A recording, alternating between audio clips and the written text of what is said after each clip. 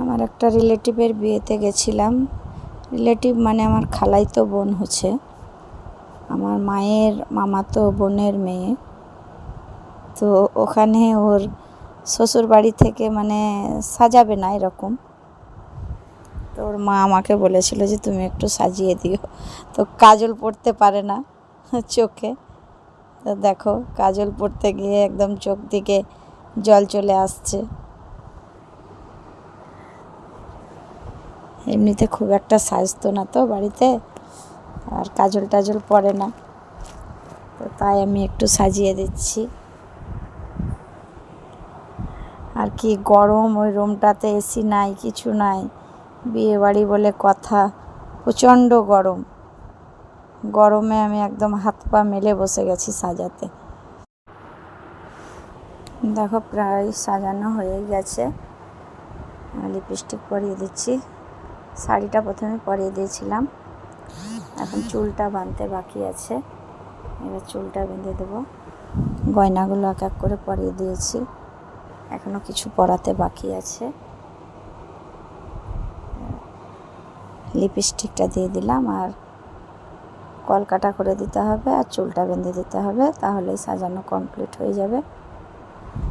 কেমন সাজানো হচ্ছে জানি না।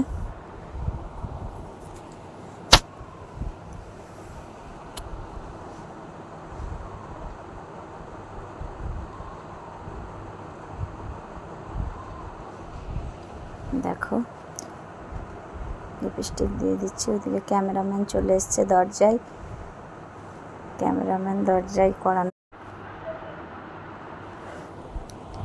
চুলটা বেঁধে দিলাম, চুলটা একটা সুন্দর করে খোপা করে দিলাম, সামনেটা একটু ঘুরিয়ে ঘুরিয়ে, পেছনটা একটা সুন্দরভাবে খোপা করে দিয়েছি, খোপা করে মাঝে একটা ক্লিপ দিয়ে দিয়েছি। আর ওইদিকে পায়ে নুপুর পড়ছে, আর আমি খোপাটা কমপ্লিট করে দিলাম। দেখো খোপাটা কেমন হয়েছে, জানাবে কেমন হয়েছে খোপাটা। তো সাজানো কমপ্লিট করে দিয়েছি। ওই মুখটা ঢেকে ওড়নাটা দিতে হবে, ওদের মানে শ্বশুরবাড়ির যেটা নিয়ম সেটা করে দিতে হচ্ছে। মুখটা দেখানো যাবে না, মুখটা ঢেকে ওড়নাটা দিয়ে দিলাম। তো এটা হচ্ছে কমপ্লিট লুক।